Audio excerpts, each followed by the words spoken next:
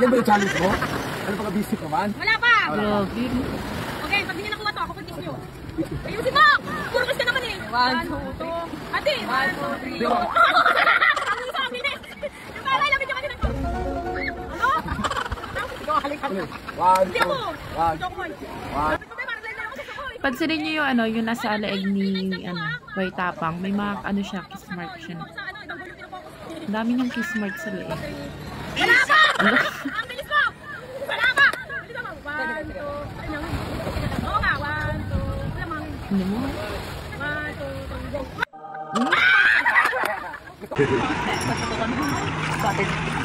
Ano lang, on cam na lang ako. So last year, tapos na busis ko. Pang last year namin magkasamang maligo. So, Magkasamang maligo? Oo, magkasamang maligo. So inaya ko siya na maligo kami sa dagat kasi last year. Sinasabi ng iba ano, for the content lang daw yung mga ganun. Uy, hindi ko lang. Ibasahin mo naman yan. Sisid ka. Sabi ko lang. Ba't iba yung nakita ko? Palagay ko din for the content. Kasi ganyan din siya, ano si Cherry, ganyan din kasi kay, ano eh, kay Pacboy, diba? Hindi mo nilabasan. Magiging depression yan. Dito lang sa likod mo, no? Dami mo kahit yan. Mayroon pa. Kailangan ka na. Hindi ka na deserve pag ganyan. Bakit kasi? Iyak mo. Mali-depress ka.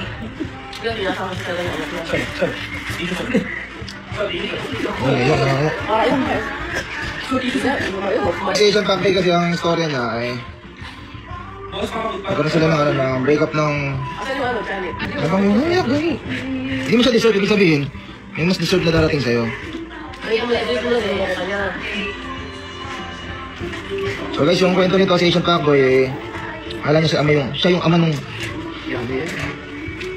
okay lang, hindi na deserve yung isang katulad mo pagka ganong naloloko. So, ano masasabi mo? Kunyari, nandiyan dyan siya. Sigurado pa rin. Kapasalamat ka sa kanya. Kasi gumasaya ako sa mga panahon yun.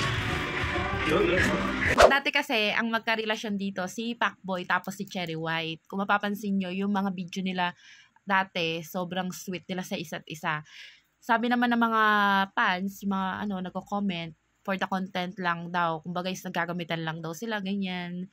Kunwari, sweet, ganyan. Tapos, meron din naman nagsasabi na sila talaga. Ngayon, lumabas tong issue na ganito. Yung hiwalay na daw si Pacboy, tapos si Cherry White. Syempre, yung iba hindi naman naniniwala na naging sila, diba? Parang naggamitan lang talaga. Then, bigla na lang lumabas yung video nung birthday ni Boy Tapang.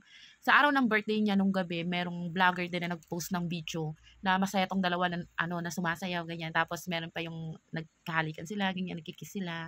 Tapos, yun, akala siguro din ng iba, ganyan na pinagpalit ni Cherry White si Pacboy. Tapos kasi sila na daw dalawa ni Boy Tapang. Magkarelasyon na daw talaga sila ni Boy Tapang. And syempre, yung iba namang mga viewers, yung mga nakaabang, yung mga fans, di naman naniniwala na talagang silang dalawa, parang nagagamitan na naman sila ganon. Ganon na lang tayo paikutin, be!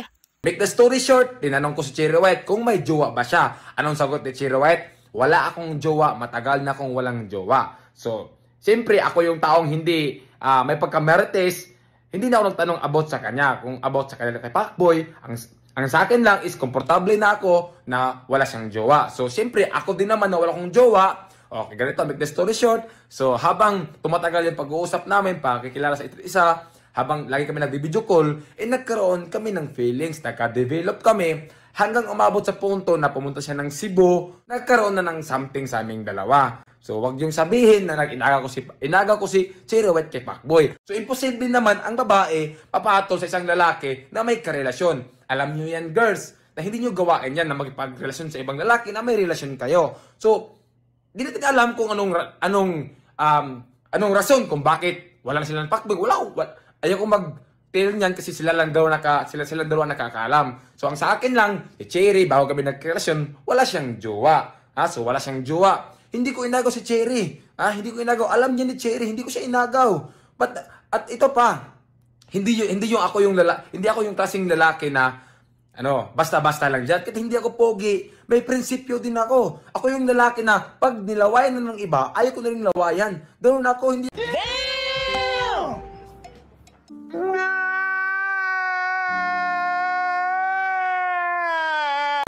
Hindi ako yung lalaki na makipaghati. Oh my God! Wow! Kaya wag yung sabihin na nang aagaw ako kay Cherry White. Si Cherry White mismo nakakaalam yan. So hindi ko alam kung anong rason nila kay Pacboy. So ang sabi lang sa akin, matagal na siyang walang jowa. So hindi ko tinanong sila about sa kanila ni Pacboy. Yun lang kasi paribasin nila yan. So ito pa, naiinis ako eh. Kasi sabi nila, content lang daw kami ni Cherry White. Intindihan ko kayo kasi nga nangyari sa akin nung nakaraan na nag-reveal ako ng jowa na hindi ko jowa. So ngayon, imposible naman na content lang kami, di ba? Halos na yun sa vlog namin, puro nangalaplapan, sasabihin nyo, content pa rin. May ganun ba? Di ba? So, paano nyo sabi na content lang kami ni Cherry? Nagkataon lang nung birthday ko na marami akong inimbita ng mga vlogger at yung mga vlogger naman, binidyohan kami habang sumasayaw. Siyempre, di namin natis yung sarili namin. Naghalikan kami. Binidyohan nila. Paano nasabi yung content? Hindi nga namin vlog yun, di ba? So, content yun ng mga ibang vlogger. So, sila yung nag-content sa amin. Ang sa amin lang is ginawa lang namin yung reaction namin na ano yung nararamdaman namin. Di ba? So, Sana all. Kaya nasabi yung content lang. So, hindi kami ang nag-content, mga vlogger, kasi maraming vlogger doon nakatutok. So, actually, sinabi ko kay Cherry na wag muna kaming mag-private relationship muna kami. Kasi nga, pag social media talaga, maraming makisasaw, maraming masasabi, di ba? So, wala eh. Hindi namin na natiis yung sarili namin na gawin yun sa birthday ko. So, maraming mga vlogger na nag-video. Kaya, ganun yung nangyari. So, sige lang, hayaan nyo na mapatunayan sa amin na hindi kami... hindi content lang itong ginagawa namin. Sabi ko nga kay Cherry na itong ginagawa namin is bonus na lang to sa vlog. Itong pinapakita namin sa inyo, bonus na lang tong anong meron kami sa relasyon. Kasi hindi ko rin naman gusto na mag-reveal sa social media. Nagkataon lang talaga na yung nag-reveal is yung mga vlogger doon. Maraming nagbibideo na naghahalikan kami. Nice. Diba? So, ano pa yan? At yun lang, kinainisan ko na mang-aagaw ako ng jowa. Hindi ko yung gawain. Hindi ko yung gawain ng mga aagaw ng jowa. Kung alam ko lang na may jowa si Cherry, ba't ako papatol doon? Pwede na! There is collaboration. Magkukulab lang sana kami ng vlog. Siyempre, wala siyang jowa. Wala din akong jowa. Nagkamahalan kami, diba? Nagkagusto kami sa isa't isa. So, hindi ko kasalanan yon. Kung si Cherry ay may karelasyon siya, o tinago niya sa akin, may jowa pala siya, hindi ko kasalanan. Yung kasalanan ni Cherry yun. Na nakipagrelasyon siya sa akin na may karelasyon pala siya. Yung inamin sa akin, wala siyang jowa, di ba? So, hindi ko kasalanan yun. Kasalanan ni Cherry yun. Pero, wala naman talaga. Totoo naman talaga na wala siyang jowa. So, yun lang. Huwag niyo sabihin sa akin na manghahagaw ako. Kasi hindi ko yung gawain. Hindi ako yung tao na nakikipaghati sa isang babae. Kahit hindi ako pogi, hindi ko manghahagaw. Hindi ko gawain yun. Ayokong sasakit ulo sa kakaisip. Di ba? Kaya wag yung sabihin sa akin nangaagaw akong jowa. So yun lang, naiinis lang talaga sa mga bashes. Pasensya nyo, di ako nagalit. Nagpalabas lang ako ng aking nararamdaman sa mga sinasabi sa ibang tao dyan. Kasi ito lang ako, nagpakatotoo lang ako sa kay Cherry. So, yun lang, pasensya na kayo kung ano yung, kung parang galit ako. Kasi naiinis lang talaga sa mga nagko-comment at nagbabas dyan. So yun lang, pasensya na talaga. Ayan nga, tingnan nyo, napapansin nyo, yung bawat video na pinakita ko sa inyo, talagang may kiss part talaga dito si Boy Tapang. Tapos, halikan sila ng halikan, be. Tapos, tingnan mapapansin mo yung mga vlog nila, ganyan, sobrang sweet nila, ganyan, may pakis-kiss pa, ganyan, hindi nyo kami mapapaniwala dyan. Diyos ko, alam na namin yung mga ganyan. For the content lang lahat dyan, tustahan tayo. At, syempre, opinion ko lang naman yun, for the content lang naman. Diba? Kayo, depende sa inyo kung maniniwala kayo o hindi. Basta, sa akin na lang yun. For the content lang.